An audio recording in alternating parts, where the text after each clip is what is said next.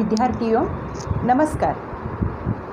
मैं आपकी हिंदी अध्यापिका मिसेस शारदा डांगे। छात्रों, आज हम हमारी पहली कविता चांदनी रात, इसमें मैथिली शरण गुप्त जी ने किस प्रकार रात का वर्णन किया है, चांदनी रात का वर्णन किया है, यह देखेंगे। रात के समय में प्रकृति में होने वाले बदलाव का सुंदर वर्णन मैथिली शरण गुप्त जी ने इस कविता में किया है। कविता का नाम है चांदनी रात। कवि है मैथिली शरण गुप्त। कवि परिचय देखिए। इनका जन्म 3 अगस्त 1886 में चिरगांव, झांसी, उत्तर प्रदेश में हुआ है। मृत्यु 12 दिसंबर 1964 में इनकी मृत्यु हुई है। मैथिली शरण गुप्त जी खड़ी बोली के महत्वपूर्ण कवि है।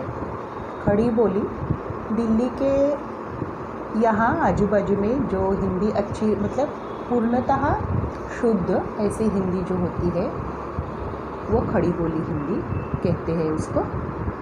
आपकी रचनाएं मानवीय संवेदनाओं, विशेषता नारी के प्रति करुणा की भावना से ओतप्रोत है।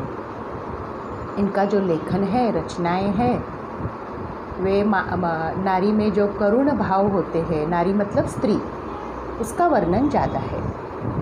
इनकी प्रमुख कृतियाँ देखिए। साकेत, यह महाकाव्य है। यशोधरा, जयद्रथ वध, पंचवटी, भारत भारती, यह खंड काव्य है। आगे दिया है खंड काव्य मतलब क्या। रंग में भंग, राजा प्रजा आदि यह नाटक है। यह खंड काव्य है क्या।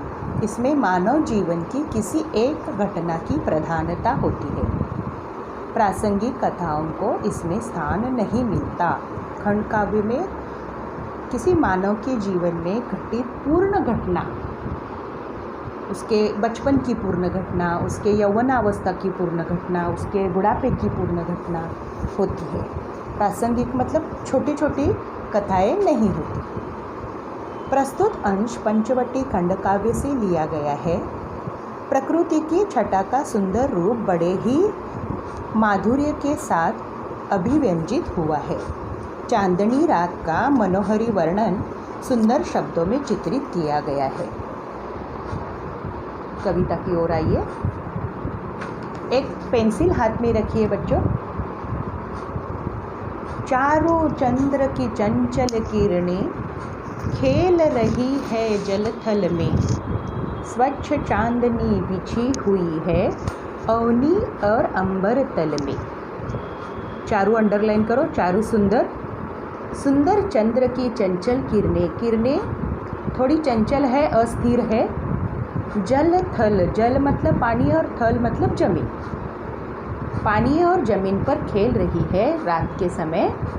स्वच्छ चांदनी बिछी हुई है अवनी और अंबर तल में। अवनी समान अंडरलाइन करो। और उसके बहुत सारे शब्द हैं। समानार्थी शब्द के लिए ये शब्द ध्यान ले लो। धरती, भूमि, धरा, वसुंधरा, पृथ्वी, भू, ये सारे अवनी, अवनी के लिए ये शब्द है, पर्यायी शब्द। अंबर तल में, अंबर गगन, आकाश। चंद्र की किरणें, सुंदर चंद्र की किरणें सभी ओर क्या हो रही है, फैल गई है, खेल रही है वो जमीन और आकाश में। पुलक प्रकट करती है धरती हरित तृणों की नोकों से। मानो झूम रहे हैं तरु भी मंद पवन के झोंकों से। पुलक मतलब खुशी, अंडरलाइन करो शब्द को। अभी और एक शब्द मिल गया अवनी को, धरती। हरित तृणों की नोकों से। हरित तृण हरी घास, नोकों मतलब नुकीले। मानो झूम रहे हैं तरु भी मंद पवन के झोंके से। हल्के हल्के झोंकों के साथ मंद पवन, पवन मतलब हवा, उसी के साथ उसी के साथ ये क्या हो रहा है, तरु भी झूम रहे हैं। क्या ही स्वच्छ चांदनी है यह, है क्या ही निस्तब्ध निशा। निस्तब्ध शांत, निशा मतलब रात। है स्वच्छंद सुमंद गंध वह, निरानंद है कौन दिशा। स्वच्छंद सुमंद मतलब अपने मन से घूमने वाली हवा। रात के समय स्वच्छ चांदनी बिछी हुई है, चंद्रमा का पूरा प्रकाश फैल गया है। ऐसे समय, ऐसे वातावरण में कोई एक दिशा ऐसी मतलब देखने को नहीं मिलेगी कि जिसमें आनंद नहीं है। निरानंद, आनंद रहित मतलब सभी दिशाओं में आनंद भरा पड़ा है।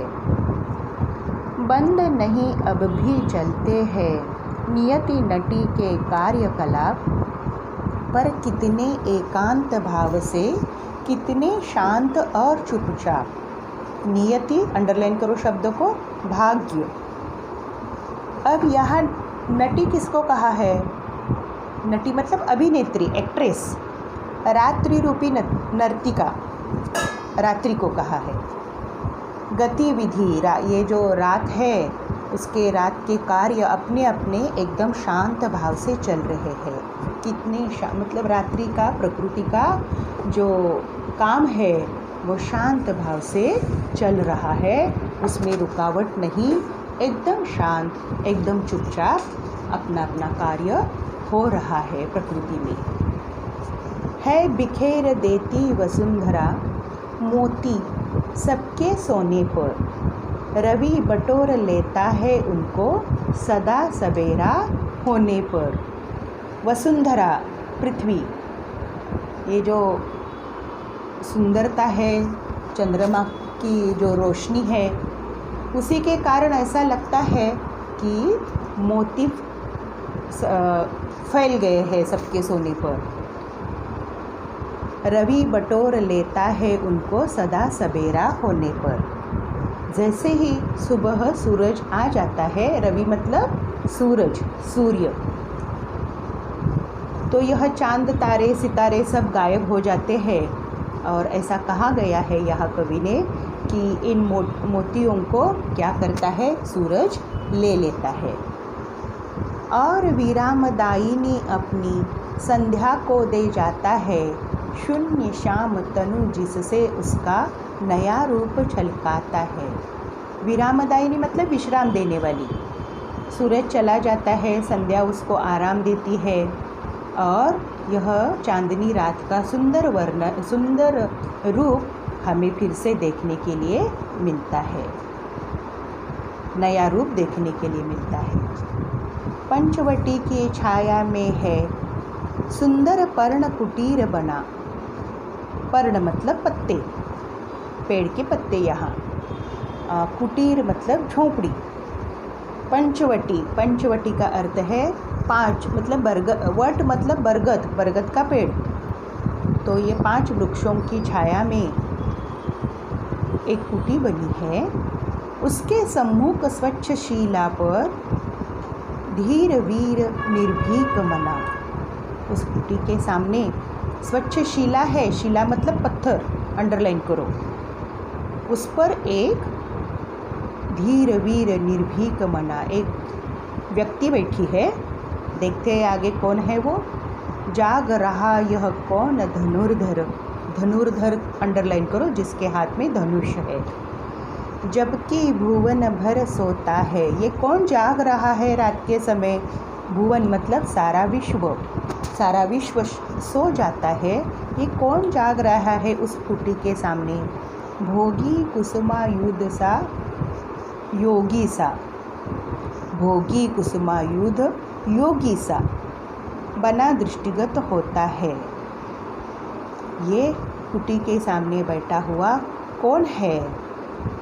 पंचवटी में उसकी छाया में जो कुटी है, वहाँ राम और सीता जब वनवास में थे तभी रहते थे और उनकी रक्षा के लिए रात के समय लक्ष्मण जी धनुष हाथ में लेकर उस शिला पर मतलब पत्थर पर बैठे हैं और वह बहुत सुंदर है। निर्भीक बने हुए बैठे हैं, निडर बने हुए बैठे हैं। इस प्रकार कवि ने इस कविता में चांदनी रात के समय जो प्रकृति के अलग अलग रूप दिखाई देते हैं उसका वर्णन किया है। बहुत अच्छे शब्दों में वर्णन किया है। छात्रों, आपको पेज क्रमांक 2 पर जो शब्द संसार है उसमें से शब्दार्थ लिखने हैं। स्वाध्याय करना है पेज क्रमांक 2 और पेज क्रमांक 3 का। चंद्र के लिए समानार्थी शब्द है शशि, सुधाकर, राकेश। ये आपको जब हम स्पष्टीकरण देते हैं तब लिखना भी है और इधर स्वाध्याय में भी लिखना है। धन्यवाद बच्चों।